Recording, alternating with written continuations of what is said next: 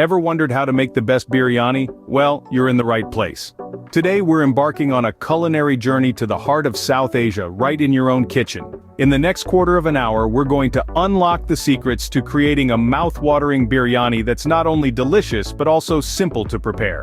We'll navigate through the delicate layers of this iconic dish, from the aromatic spices, tender meat, and fluffy basmati rice, to the golden fried onions and fragrant herbs.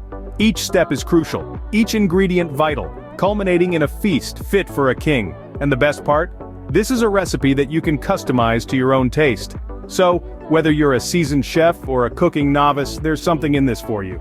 So, ready to cook up a storm and impress your friends and family?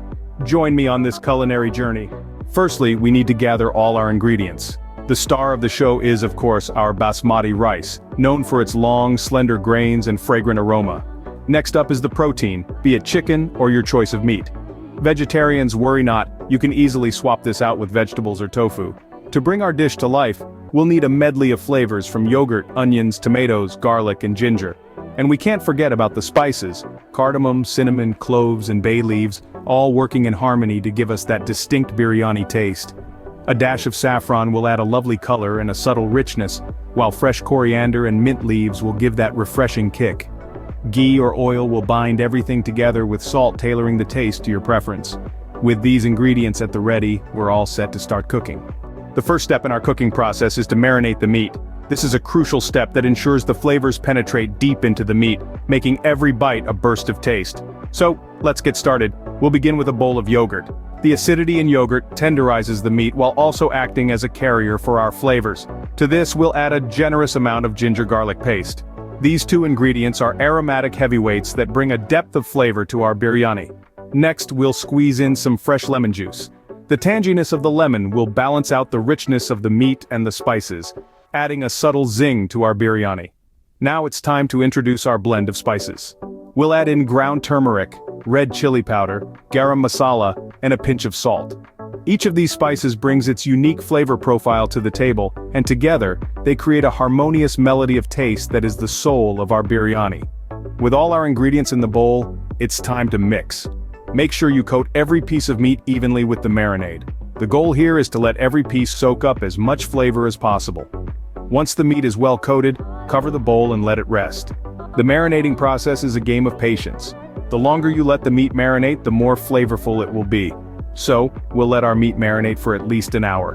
While the clock is ticking and our meat is soaking up all those wonderful flavors, it's a good time to clean up and prepare for the next step. Remember, cooking is a lot more enjoyable when your workspace is clean and organized. Now that our meat is marinating, we can move on to preparing the rice. But that's a topic for our next scene. Stay tuned because the real magic is just about to begin. While our meat is marinating, we will prepare our rice. And not just any rice, but the king of all rice, basmati. This long, slender grain is renowned for its delightful aroma and delicate flavor, making it the perfect choice for our biryani. So let's get started. To begin with, we're going to wash the rice. Now you might be thinking, why wash the rice? Well, washing removes any excess starch, which can make your rice sticky. And for biryani, we want each grain to be separate and fluffy. So, rinse it under cold water until the water runs clear. This might take a few rinses, but it's an important step, so don't skip it. Once the rice is washed, it's time to soak it. Soaking the rice allows it to absorb water, which will help it cook evenly and become perfectly tender. So, immerse your rice in a bowl of cold water and let it soak for about 30 minutes. While our rice is soaking, let's move on to our other ingredients. We're going to slice our onions and tomatoes. The onions are key here, as we're going to fry them until they're golden brown. This caramelization process will add a rich, sweet flavor to our biryani, a note that's absolutely essential.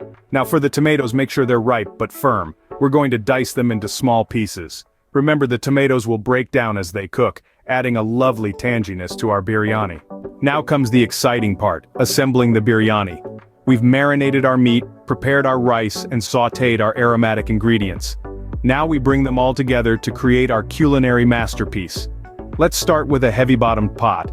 This is essential as it evenly distributes heat, ensuring our biryani cooks perfectly without burning. The first layer is our marinated meat. This base layer will soak up all the flavors as it cooks, infusing the meat with a depth of flavor that is absolutely mouth-watering. Next, we add a layer of our partially cooked basmati rice. The grains are still slightly firm, which is exactly what we want. As the biryani cooks, the rice will absorb the flavors from the meat and spices, resulting in grains that are flavorful and perfectly cooked. Now let's add our golden brown onions and fresh tomatoes. These add a burst of sweetness and acidity that balances the richness of the meat and spices.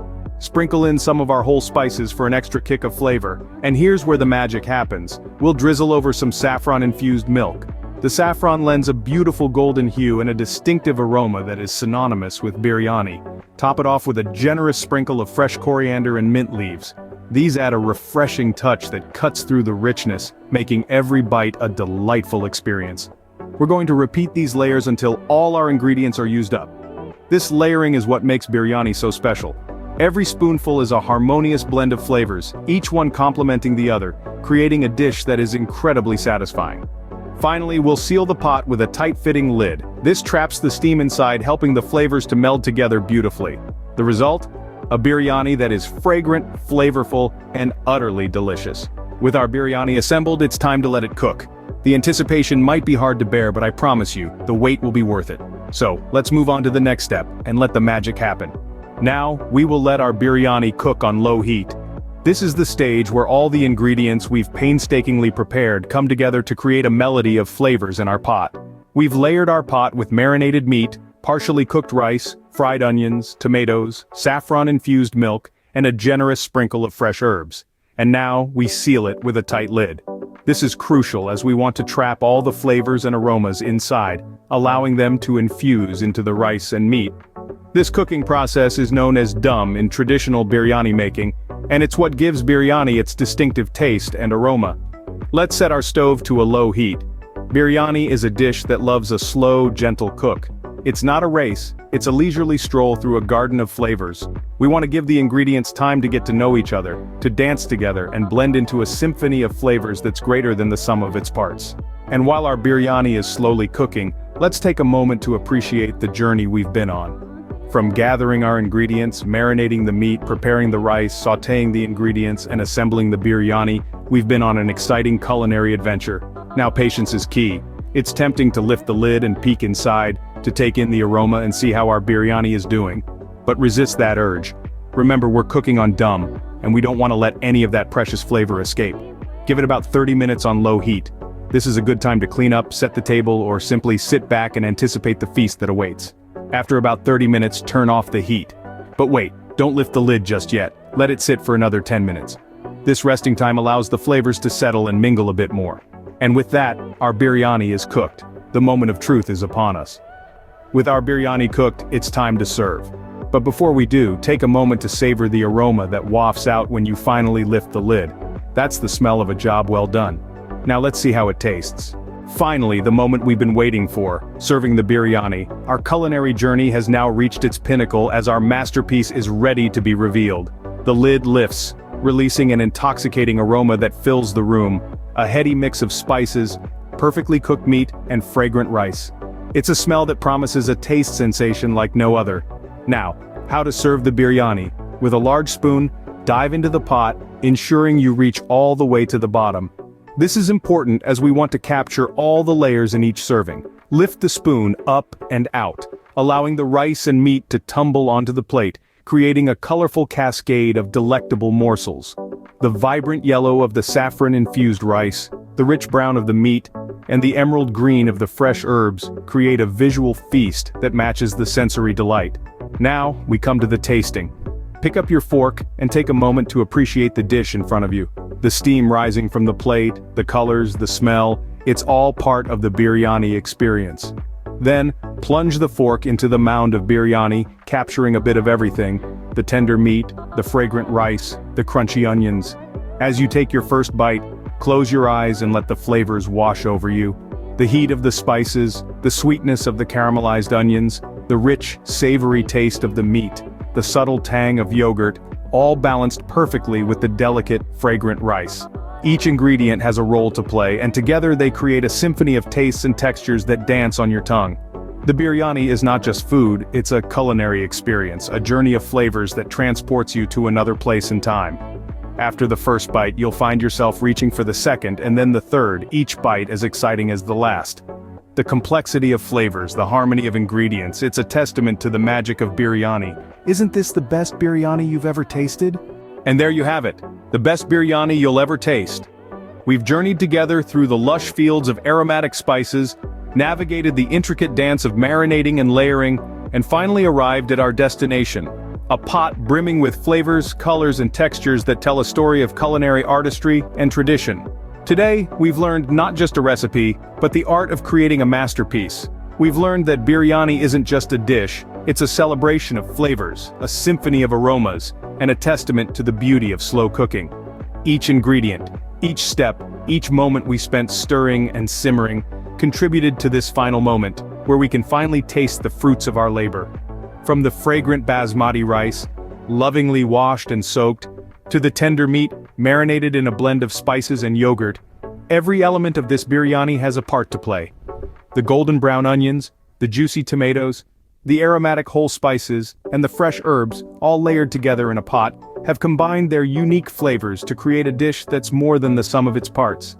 And let's not forget the saffron-infused milk, that final touch that adds a hint of luxury to our biryani, turning it from a simple rice dish into a royal feast.